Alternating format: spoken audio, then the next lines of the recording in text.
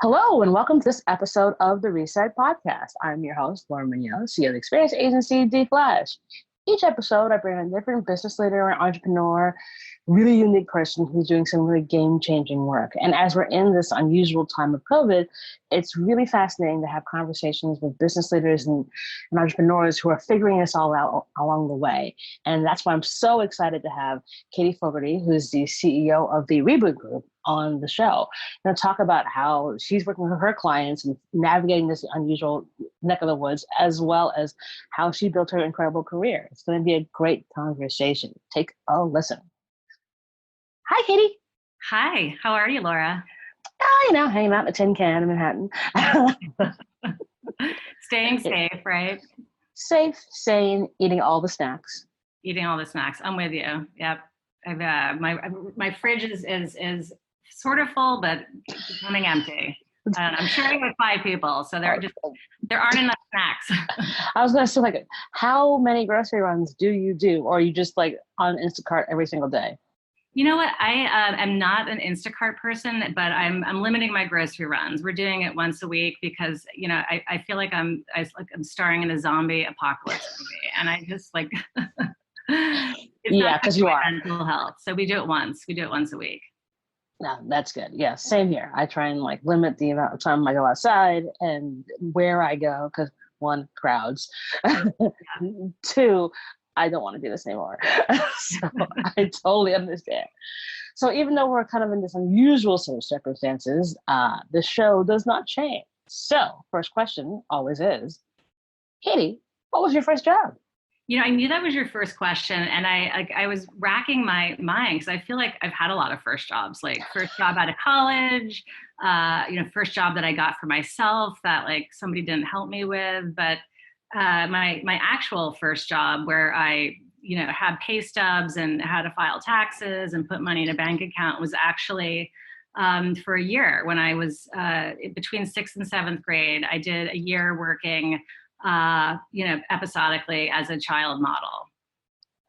Really? So you're the second child model on the show. I know. I listened to your last episode and I learned that Leanne Leahy, who I went to college with, was an Ivory Snow girl, and it blew my mind. Hers was much more glamorous than mine. Mine was just, a year kind of doing maybe about a dozen jobs as a print and catalog model. Wow. And what was that like at 12, 13 years old? You know what? It's far less glamorous than it sounds. I think when people hear child model, they think Brooke Shields. And it was really more I just think of toddlers and tiaras and go, oh my God. Exactly. It was really not, it was, I don't know. I felt like a weird project. It was fun to earn some money, and it was fun to be on some shoots, but a lot of it's really boring. It's a lot of waiting around for lighting and sets. It's a lot of going on auditions, which they would call go-sees, where you get, you wait and you wait and you wait and you walk in for 30 seconds and they say, thank you for coming. And that means goodbye. Mm-hmm. So it was just a weird experience, but I don't know. It was my first paycheck. So what made you want to do it? Or your parents were like, yeah, this is something for you. It's funny. I was actually, thinking back to this. I haven't thought about this in actually decades. I did it because my mother, I'm one of 4 kids, and my mom, when my dad was in law school and studying for the bar and, money was tight, she got introduced to somebody who was casting kids in diaper commercials. And my brother, John, when he was about 6 months old, because he was just a chubby baby, got cast in a diaper commercial, and they made a lot of money. And it was just, it was something that, it was an introduction to this world that they didn't know existed. And when my other little brother was born, my mom was like, hey, I've got another chubby baby. Maybe we could, maybe there's another diaper commercial in our future. For this. Exactly. And so she sent a picture of my little brother, Patrick, to this casting agency. And because he was so little, I was holding him in the photo. And they actually said, well, why don't we have Katie come in? We're looking for, a girl with pigtails and freckles, and, we could see getting some work for her. So I was super intrigued. I didn't realize, that it's a lot of waiting around. It's a lot of rejection. It's a lot of, it's it's all the behind the scenes, none of the glamour that you don't see like on Instagram these days. It wasn't like that, but it was a cool experience, and I made some money, and so that was my first official job. Wow. Okay. So, all right. So you started child modeling at 12. Second youngest Yeah, job on the show. yeah. And then how do you get from that part of the beginnings of your career, as it were, Right. as a teen, as a teen preteen, Yeah. to now being the head of the reboot group? Like, what was that journey like? Well, there's so many, like, that was just my first weird job, but I feel like I've been working ever since, Right. so many teenagers. I would babysat. I babysat for years. I did that to get out of the house because our parents didn't let us watch TV. So I'd babysit on Friday and Saturday night so I could watch like The Love Boat and Fantasy Island and make money. The plane. Yeah, I worked as a waitress. I'm trying to think. I think I had like every classic job that people have when they're starting out. Mm-hmm.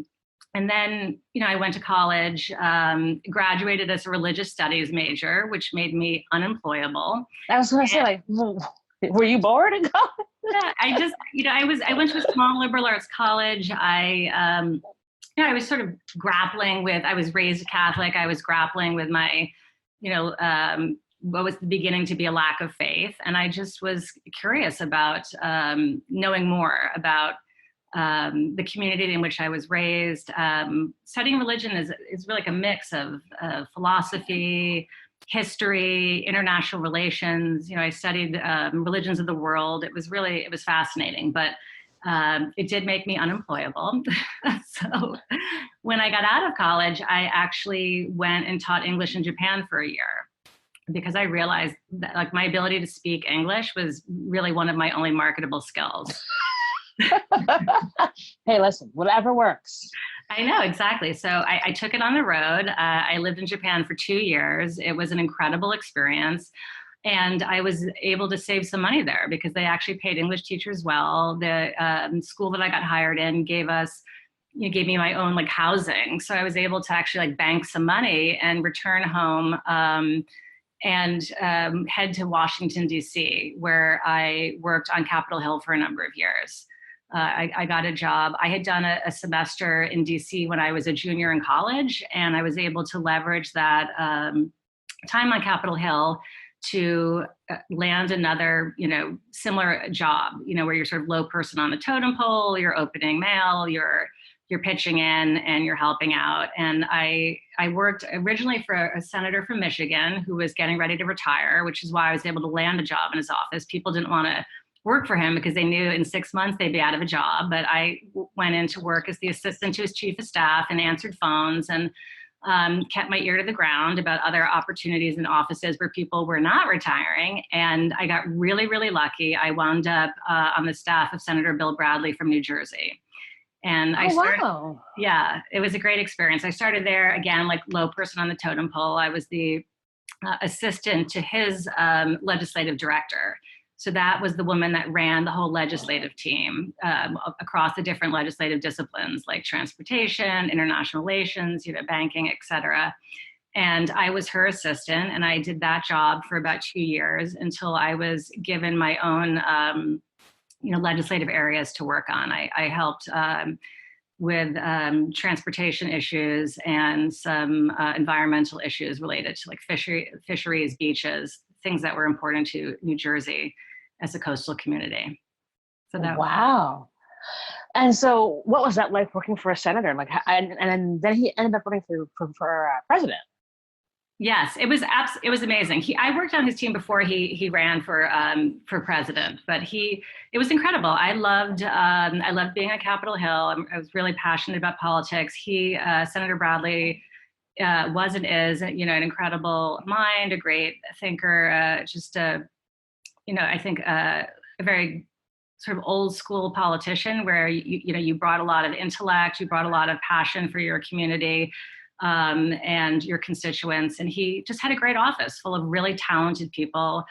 I learned so much. I think that when you work, and you probably have seen this in your own career, when you work for really talented, inspiring people, they have talented, inspiring people working around them. So I really felt grateful to be in a community for it was about 4 years, maybe 4.5 years, of people that I learned so much from. Wow. And so, all right, so you've now worked for a senator, you're deep in DC. Yeah. What happens next?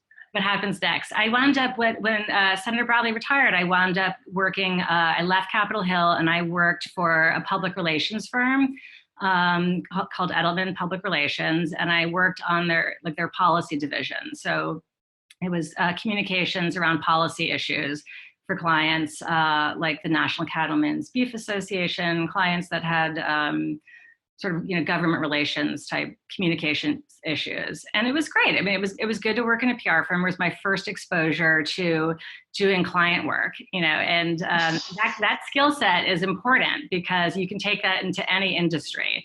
You learn how to, RFP business, you learn how to service it, you learn how to be a consultative, sort of client relations manager, account management. And I learned a lot about communications as well.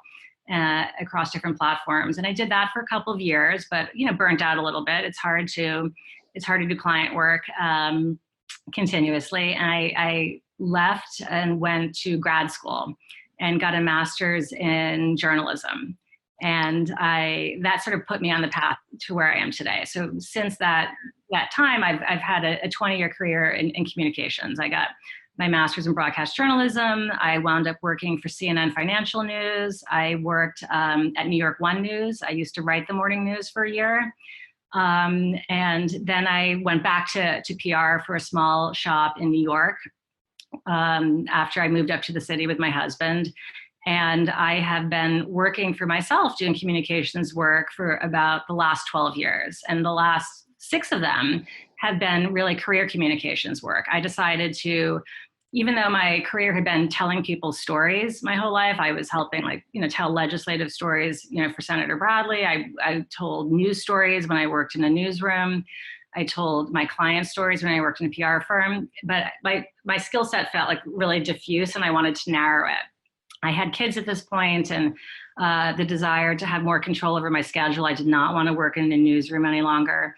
And I started doing career communications for different clients. And that was sort of the genesis of the Reboot Group. Awesome. So it's like you got all the adult grown-up skills. And you're like, actually, I can help execs too. Yeah. So where are you now with the Reboot Group? Well, that's a great question. Where I am right today is just grateful that it's sunny, grateful that I have clients. Step one. I know the world, we're in such a weird moment, but where I was two months ago, where everyone was 2 months ago, my job looked like this. I'm a small firm. I have 2 other women that work with me, and I was doing individual coaching engagements and sort of copywriting for and professional messaging for senior executives, small business owners. But I had also expanded since I launched the firm 5 years ago to do workshops and trainings at companies. And I've done trainings for Dow Jones, for Google, iHeartMedia, really big companies. And my business had been transitioning more away from the one-on-one coaching and the individualized engagements to a model based on workshops and trainings. It was just easier to scale my work. I could reach more people, make more of an impact, and make more money, frankly. That was a bit more lucrative. Like everybody else, my business model has changed in the last 2 months. The in-person workshops and trainings have disappeared. So I'm quite busy with my individual engagements these days because people are wanting to prepare their professional communications. They're either in job hunting mode or they're getting ready to be job hunting. So that element of my business has picked back up dramatically. I'm grateful for that, but I'm also, a little bit heartbroken about why it's happening. It's hard to see, clients struggling to, market themselves in this climate. It's tough out there. Yeah. And I think that's a big part of why everyone's like, oh my God, what do I do? Because it's like, well, everyone's business has been affected. And what you were doing 2 months ago, literally you were doing 180 degrees different because we can't meet face to face. And so if you're a big executive, your head might be in a talking block. And so how do you even navigate that? So what are some of your tips that you've been sort of giving some of your exact clients in terms of like how to sort of properly brand themselves or even just brand themselves? Because I think this is oftentimes a huge problem of like, what do you mean personal brand? What do you mean through your communications? Yeah. Well, I think that it's just important to understand that everybody has a personal brand. Your personal brand is how other people perceive and know you.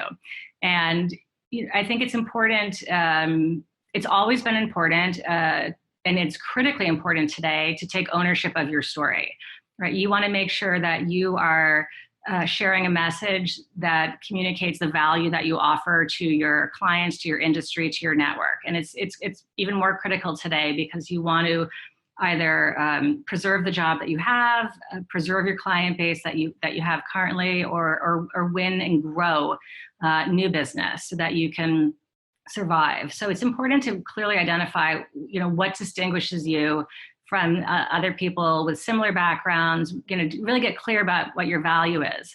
When I work with a client, I try to encourage them to recognize that a lot of the work that I do, I should step back for a minute and say a lot of the work that I do is on LinkedIn. LinkedIn is one of the it's the OG virtual communication tool. It is the biggest professional network out there. And I encourage clients to think of it as a megaphone. It's a really powerful, cheap, fast, free, effective way to reach an enormous audience.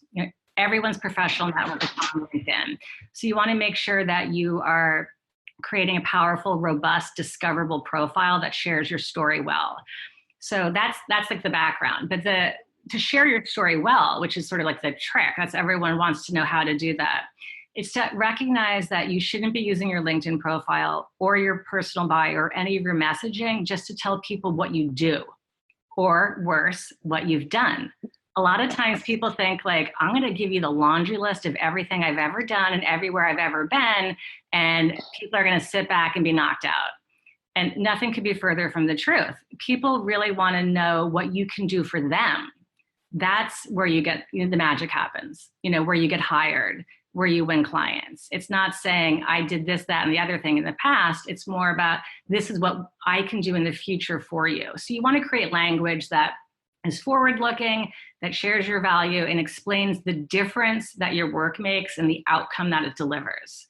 So that's the work that I do with clients. That's sort of the big picture.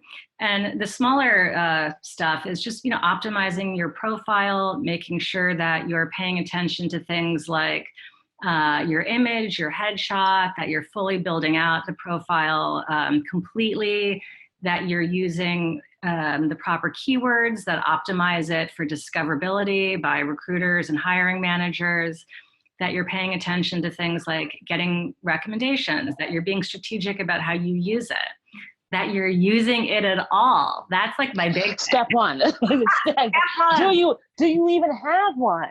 Exactly. And are you using it, and how often, and what are you saying with it? Like how are you putting LinkedIn to work for you? Because it's not, it's critical to create a powerful profile, but it's only going to work if you use it. Well, that's the thing. I mean, I was a victim of this myself up until like last fall, where I finally kind of got it together. Whereby I was always giving great advice to my clients about use LinkedIn, really smart. But like I was very much the shoemaker's kids have no shoes. Yes. And didn't have a cover photo, didn't have like my little like blurb at the top on my profile, but I've seen folks respond to the little story that gets told in my LinkedIn. So your brand is everything. And I think, for a lot of folks, they don't they think you saying personal brand is a dirty word. And it's like, this is what you do. And it should be part of who you are when you're explaining it on these platforms. Because if you don't, somebody else will. Right, absolutely. First of all, I love that you saw some, positive reaction from making changes to your profile, because I think when people start to see that engagement rate go up, that they are more likely to use it. So I'm glad to see that it's driving results for you. But I don't think there's anything. I think that sometimes people think personal brand or thinking about themselves as a commodity or trying to sell themselves feels like dirty or uncomfortable or something they don't want to do. But I like to sort of reframe it as, you're just communicating effectively. You're just sharing your value, saying what you have to offer, being straight and clear with people, helping them understand what you bring to the table. There's nothing, unseemly or super salesy about just communicating how you can help people and the services that you offer. That's sort of marketing 101. It's like, here's the difference I can make for you. Let's see if we can work together. And people should not be afraid to take that on and to work on for themselves. And what are some of the kind of don'ts you would recommend to folks? Because I know it can be, you can either do nothing or go way to the left. What are some don'ts to avoid? Don'ts to avoid. So that's a great question. Don'ts to avoid are, one, don't neglect key portions of your profile, like your images. I think sometimes people don't want, to invest in headshots or think about cover images. Don't neglect the key parts of your LinkedIn. Don't make all the conversation about you. LinkedIn is a social network. We're communicating on it with other people. So no one wants to be standing at the party with a person who just keeps talking about themselves incessantly. Everyone's sort of inching away from them to, find somebody who will let them have some airtime. Think of LinkedIn as a conversation, right? It's not a monologue. So you shouldn't just be talking about yourself. You should be generous with your network, share resources, make introductions, write them letters of recommendation. Let people know about jobs at your company, which is really critical now. Offer to be generous with your thinking and your smarts, because that's how you really build and engage an authentic network. And what do you think about when folks do recommendations? Because I know sometimes I'll get someone saying, "Can you recommend me?" I'm like, "I've never worked with you. I know you, but I don't want to use my quote unquote social capital for someone who know socially, but I don't know when it comes to work." Right. Well, I would definitely, say I'm going to take a pass on doing that. You don't want to write recommendations for people that you don't know well. I think that recommendations are really critical. You want at least 3 recommendations on your profile, because they improve your SEO. They make your profile complete, and LinkedIn requires profiles to be complete so they can rise higher in search and algorithms. So you want to take the time to make sure you have strong ones. We also live in a world where people are used to seeing social proof, right? We read Yelp reviews, we read TripAdvisor reviews, we make buying decisions based on other people's recommendations. So people have been trained to expect to see LinkedIn recommendations. So you want to make sure you have some of your own. But I would never write recommendations for people that I didn't feel confident about you want to be truthful and authentic. So it sounds like that person who asked you for the recommendation is doing a LinkedIn don't. I always say, behave on LinkedIn like you would in real life. If you're not going to pick up the phone and have a conversation with somebody that you've worked with or that you want to get to know and you want to introduce yourself, don't assume that reaching out to them on LinkedIn to ask for things is okay. You want to behave online as you would offline. You want to introduce yourself, not push boundaries, not overstep. Yeah, it's everyone take a chill pill. And, I think now folks are, a little bit more freaked out, but also I've been seeing an increase in the number of LinkedIn messages that I'm getting. But yeah, I do find myself actually responding to them. Are you seeing that people are using LinkedIn in-mail messages more often? LinkedIn InMail, I think, is one of the great undiscovered secrets of LinkedIn. LinkedIn InMail has a 300 times the open rate than that of email.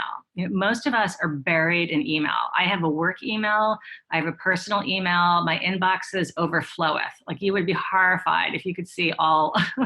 Yeah, I have I think 100 and something thousand unread emails on one of my personal email accounts. So yeah, right there with you. Yes, we're all. Most of our inboxes are a horror show. So LinkedIn InMail has a greater open rate. We receive fewer InMails, so they're more effective. You can send InMails that way. But again, I wouldn't be InMailing and asking people for things that I wouldn't be willing to ask them for over the phone. So just keep that in mind when you're sending and receiving InMails. I also think that people are willing to be helpful right now. That we're in this moment in time where people are vulnerable and feeling fragile, and recognize that a lot of people are in pain and distress, and there's a spirit of generosity that people want to bring. And I cannot sew. I am not making masks, but I'm trying to be helpful to people in the ways that I can. And I am willing and able to give some career advice. I'm willing and able to give people tools that they can use to, feel secure in their job or confident in their job search. So I found that I'm doing things and sharing resources that I might not have otherwise when I was so busy, because I really feel like we are only going to get through this moment in time if we support each other. And I know other people are feeling that as well. So I think this is a good time to be networking. I think it's a good time to be trying to build community. I think it's a good time to be vulnerable and support people, because we are going to get through this moment and we're going to remember the people that helped us. And that's sort of just the mindset that I'm bringing to everything that I do, but also what I share and how I behave on LinkedIn. Yeah, and thank you so much for sharing that. I think that's the key. It's like we have to just be kind to people. I mean, it's not difficult to be kind. It really isn't. And acting as if this is 100% normal is kind of foolish. Instead, how can you be helpful? Like, how can we share out, what interesting project you're working on? Like we talk about masks, and like if someone's, needs donations, like share that stuff out, make a donation. And because also people are actually seeing that as well. And I think people forget that, like, we're going to remember the people who reached out, who were helpful, and versus those who were just still selling. Because I see a lot of that still happening. And I'm like, do you not realize what's going on? I know. But some of that is so jarring too. I just try to think, it's probably coming from a place of also like a lot of fear, because totally. Where the fear is, the money, the jobs, the security everything feels so like it's slipping through your fingers. And so I think that people who are doing a lot of overt selling, it's just their way of managing their fear. It's not a way that I'm fearful too. We are all, anyone who's looked at a newspaper or the news has aspects of this moment in time that are causing profound anxiety. There's like 2 nights a week I'm not sleeping well. And that's an improvement. For the first couple of weeks I wasn't sleeping at all. Right. So I think everyone feels very vulnerable, and we just have to figure out the ways to how to behave in a way that feels authentic and comfortable for us, and then try to ignore the people who are behaving differently, and give them the space to say, like, that, not for me, but okay for them. Yeah, I think it's so true. And looking back on your career now, what do you think you'll probably tell 25-year-old Katie, looking at all the experiences you've had, and especially now? I would have told 25-year-old Katie to start doing public speaking faster. I was terrified to speak in public. I had a bad experience in college when I agreed to be Al Gore during a mock presidential debate. And I was on stage, not prepared, and, literally had a panic attack, got up, exited, stage left, like leaving behind my stack of index cards, and never returned. And it was it haunted me for ages. My friends were all like, "Where'd she go? Oh my God." And, the debate moderator was like, "Is Al Gore coming back?" And, I had like one guy on campus call me Tipper Gore for the next 4 years. It was just like a nightmare. Got it. Traumatizing, understandable. It was traumatizing, but it took me a long time to like be willing to get back on that horse. And there were many times, like when I worked for New York One News, I wrote the news. They asked if I would, want to be considered to apply for being an anchor or an on-camera reporter. And I said, no, that, not for me. And I said, not for me for a long time. And I got pushed out of my comfort zone about 5 years ago when I was, asked to do trainings and workshops at companies. And I realized, the only thing that's holding me back is the fear that I'm still like Al Gore on the stage. Like, why can't I do this? And I talked to a couple of friends who are great at public speaking, and they all said, the only reason why we're good at it is because we practiced and we worked hard. Like, no one's just naturally good at this. And for me, it was a light bulb moment. I put the work in. I hired some coaches. I did training, and I put the work in. And now I enjoy being in front of a room full of people. I enjoy being on stage. I enjoy presenting. And hindsight's 2020. But if I had done it, if I felt at 25 that this was doable, who knows what I would have been, where I would be, and what I would be doing this moment. So I guess I would say to 25 Katie and 25-year-old listeners, or whoever is at a beginning stage of your career, that it's never too late to become the woman or person, or to get the skill that you want to have, because it's out there for you. Such great advice. And yeah, right there with you. Like, it's the same thing for me. In the last few years, I've finally been like, I actually should do this public speaking thing, because I am pretty good at it. So I should be a podcast host, because I rock at this. But it's one of those things, you get so fearful of it, and you're just like, no. And yeah, I had also a terrifying experience as a kid, doing public speaking, and I was like, and I'll never tell what the story is, but it was super traumatizing. But over the last few years, same deal. Like, part of the reason, do the podcast is I get to talk to interesting people and get out of my kind of comfort zone of like, oh, this is not so bad. See, meeting new people is kind of good. Absolutely. So yeah. I think we can tell ourselves stories. Like, we believe our own stories, like my story was like, you're terrible at public speaking. And the reality is that didn't have to be my story, but I told it to myself for so long that it became like a fact, that it felt immutable. And by the way, it wasn't. So, we all have to identify the stories that we tell ourselves and pick the ones that are not working for us and work on changing them. And rewrite new ones. And you'll be much better off. So, okay, we're in this very insane time, and it's very stressful. So, Katie, what are you doing for your self-care? What am I doing for my self-care? I do try to get outside or exercise like 20 minutes a day. That's like a big thing for me. And I was never an exerciser, and I never loved it. But my 19-year-old daughter is home sheltering in place with us, along with her brothers. And so I try to do a little, virtual workout with her. So that really does help. And I Zoom with friends, I drink my wine, I remind myself this too shall pass. And, I get my vitamin D. Yeah, sunshine. Today's a sunny day. Sunshine. It's a sunny day. The sun hit me. Okay, I'll be good now. And last thing, so for these series of interviews, I'm asking it with my guests, have a give and or an ask for the audience. So, Katie, what might your give and or ask be? This is great. I remember you did this with Leanne, and I didn't think of my own, but I'm going to just write on the spot. My give would be, please connect with me on LinkedIn. If you have any questions, I am happy to answer them if I can. So please don't hesitate to reach out and ask me if there's a tip or a tool or a trick that you need. And what I would ask of the audience, I would ask the audience to probably just keep doing what they're already doing, which is to be kind and generous to them, people around them. And then I would say, sort of bring that inside and be kind and generous to yourself, because we all, are struggling in different ways, and we're only going to get through this if we lift each other up, but we have to put on our own oxygen masks. So I would say just, remember that, because it makes a difference.